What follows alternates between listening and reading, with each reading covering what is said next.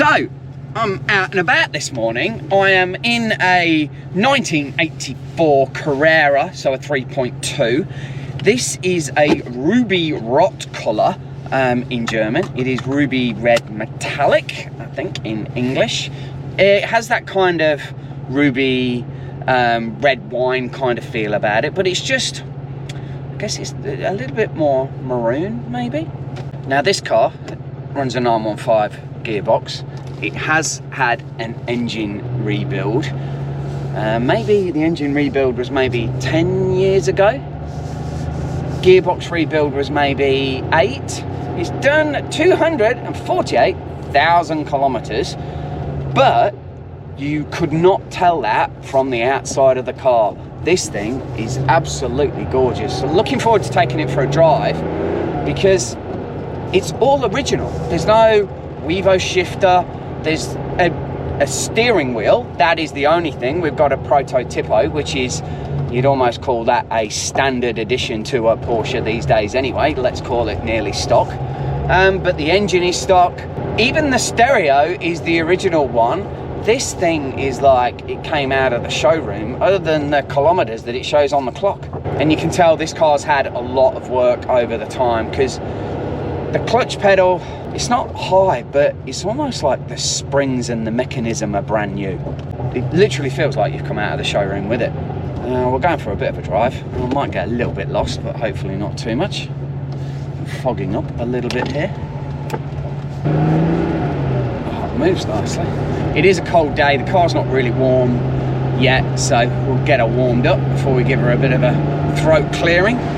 And as I said before, a lot of this car is stock, so the shifter is the original shifter. It hasn't got the Wevo upgrade, but it feels like all the springs and the mechanism have all been replaced and restored in the shifter because it's got a real tight spring to it, and it hasn't got the movement that you normally expect in a 915 gearbox. Normally it can be a little bit, you got to get out your seat to move it into gear, especially in first. This is short and tight, and to be fair, I don't think it's done many kilometers since its rebuild. The car gets driven a bit, but it's not a regular out and about. This thing, I almost feel a bit bad about touching the steering wheel because it's spotless. Letting it warm up a little bit.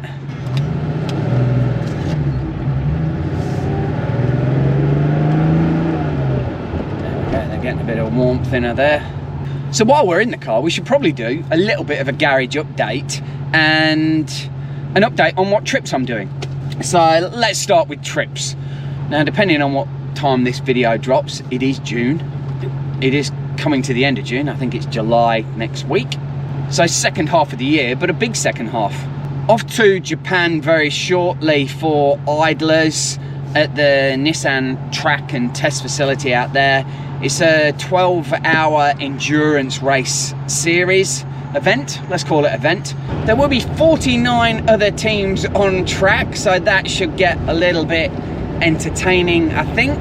I'm there with RWB. They race in the idlers event in Japan. I've been doing a few sessions with Scott Essler on his simulator, trying to kind of get up to speed, understanding the track, knowing the track, getting in some decent laps before I get there, just so I don't make a fool of myself. It is a quick trip as well, so I'll fly over on the Friday, prep the cars Saturday, go to the event on Sunday, race there, finish up on the Sunday, fly back Monday back to Australia. So that is going to be a bit of a trip. Of course, I have to take all the FIA approved racing gear as well, because it is a proper event. It's not a track day session that we normally do here in Melbourne. A load of international guests there. I think we've got RWB, I think Liberty Walk turn up as well, and a collection of other teams are there as well. I'd like to say it's a once in a lifetime experience, but I think I might do it a couple of times, so I'm really looking forward to that. Sometime after that, we're off to Tassie with a group of us. Long weekend drive, got a cars and coffee event at the local automotive museum there as well. I might put a link in the description below for a tag for that event if anybody wants to come along. If you're in Tassie, come along, because I'm taking the RWB. Nakai is back sometime in November, I think, and the plan is to catch up with him in Canberra, take the RWB there, and see Sam. Sam is building a 997. He's recently got a manual. It's a Gen 1 997, but it's a Carrera S. UK import car, but really clean. Then towards the back end of the year, in December, there's a group of us off to Treffen. Off to Bangkok for a couple of days to see a massive Porsche event there. A lot of people that we know from Singapore, Malaysia are going. There'll be a whole group of us from Australia, and then a group as well from all over the world. It is attracting a massive crowd now. It's also their 10th anniversary, so I'm expecting it to be a little bit more special. Can't wait for that. The only problem I've got with that is that the luggage allowance on the way back is a lot less than going, and I think I'll probably buy a load of stuff when I'm there. So that's a few big trips planned for the rest of the year. I think we might try and squeeze in an extra couple if we can do, but it's going to be an exciting run up to Christmas. Now, garage update. Where are we at with the garage? I should probably touch wood when I say this, but the 930 is running absolutely brilliantly. I think it's because I actually drive it all the time. No issues at all. It needs a minor service at some point, but nothing major is happening with it. That thing is running like a beauty. 356 has been a little bit neglected. I've got a VW Porsche event next weekend, and I need to drag it out for that. I still need to get the fan belt fixed on it. I think I'm gonna have to take it back to VW Performance and get it a full major service on it. I think the oil needs dropping, and new filters, and get the fan belt sorted out. I think the serpentine pulley mechanism is really annoying, and that might need a new tensioner, I suspect. But it's a bit more bulletproof than your 911. You can seem to leave it sat there and not drive it for ages, turn the battery back on, and she kicks over almost straight away. And then we come to the RWB.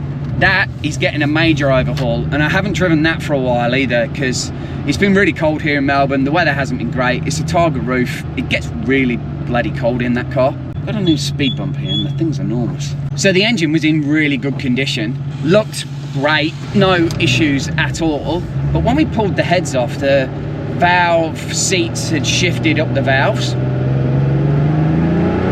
and they weren't in the position that they should have been. So what would have happened is, as the engine was running, it would have literally been sucking oil into the cylinder, and it would have smoked like a smoke machine. Now that's really no issue, because we're pulling the heads off, getting everything machined anyway, so it's no additional work to what I needed to do in the first place. It was just a good job that we pulled the heads off. Now, normally a rebuild of this kind can take some time, but I'm on a bit of a tight schedule, because the plan is to take the car to Tasmania. It's got to go to Canberra. There's a few other trips that the car is going to be doing, so it's actually got a Targa rally event to turn up to as well, which I completely forgot all about. There's a couple of days away in the countryside of Melbourne, but the car's got to be ready for that, and it needs to be run in. It'll have to be tuned again, service, check over. There's bound to be a few little bits that once I've ran it in that need tightening and checking, and a few odds and sods always happen on a rebuild like that, so it'll need a little bit of a run in and some work after that. It's going to be busy, so I think once everything comes back from the machinist, it'll be a mad session to get everything fitted to the car, get it in, and then get it started and running. I suspect we'll have an entertaining day trying to get it running with a new ECU and the program, and getting it initially like an 80-90% tune on it. That should definitely make for an entertaining Saturday. So if anybody's got any experiences with a 964 motor and any other suggestions on what I might do with it, drop them in the comments below, and might take a look and see what other options there are to beef this engine up a little bit. I'm doing the RS style pulley, fan belt setup, because the car's not going to have a heater and it won't have air conditioning. Kind of make the engine bay look a little bit nicer. Talking of the engine bay, it will go back to Vito's and it's going to get a spray in the engine bay of Miami blue so that it looks a little bit tidier. It's got the 14 different shades of white in the engine bay at the moment. Brakes are tight on this car. Everything is like it's come out of the factory. I'm really surprised with how that 915 is after it's had a full rebuild. Because even after 10 years, I guess it's probably not been driven an awful lot, but that shifter is so tight and there's literally no play, so it must have had all the mechanism and all the linkage changed as well.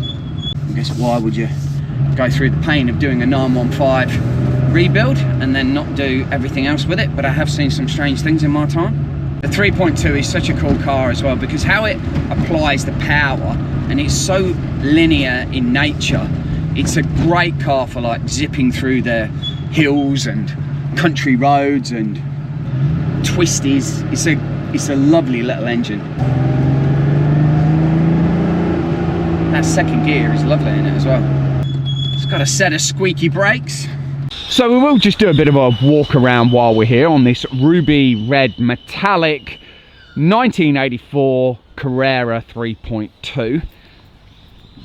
There is more to this car than meets the eye, because the driving experience, I'm sure it must have like the Porsche quick shift kit on it, because it's just so tight compared to what I've normally experienced with a 915 gearbox. But it's had all the kind of screws, it's had all the rubbers replaced on it as well, and even on the rear tail lights, they are immaculate. It's had a lot of work done on it. I will open up the engine bay as well because that is clean and tidy there, but it is a beautiful condition car. And I think this is why the owner picked it up.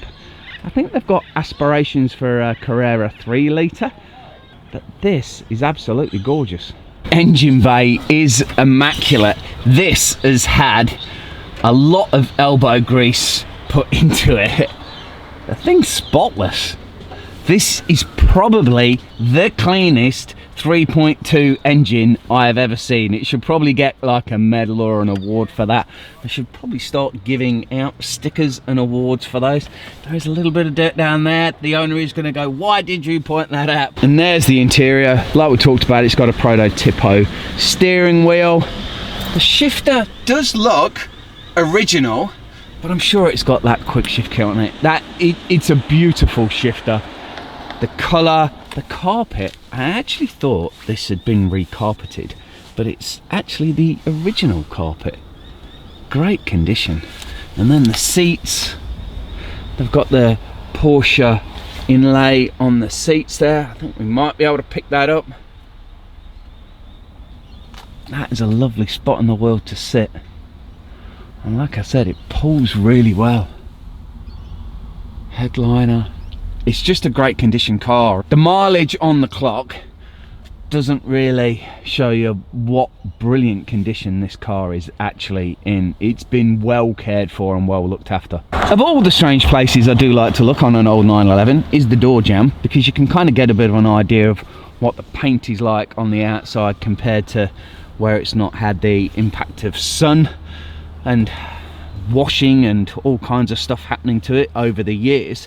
This is an original paint car, and the paint condition there in the door jamb compared to what it's like on the outside, the car's just amazing, fabulous condition.